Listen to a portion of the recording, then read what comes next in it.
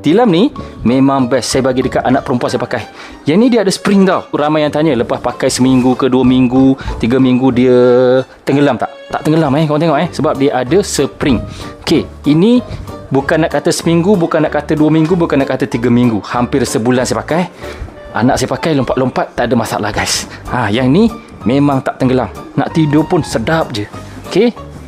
Spring dia jenis lembut, jenis pocket spring lah. Dia takkan rosak macam spring yang biasa kita beli tu. Okey. Tak tenggelam guys. Anak saya tidur okey je. Saya tidur pun okey je. Untuk dia punya size ni dan boleh compress, boleh vacuum, size dia agak tebal.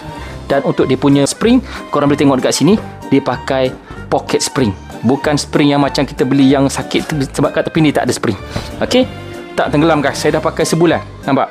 Saja saya tunggu sampai sebulan sebab nak tengok dia tenggelam ke tak. Tapi maintain macam baru beli. So kalau korang nak beli tilam ni, korang boleh pilih saiz dekat Begone tu. Ada single, super single, medium, mini single pun ada. Paling kecil mini single, yang paling besar king, queen. Yang super single tu dia besar sikit daripada single tapi kecil sikit daripada queen sahaja.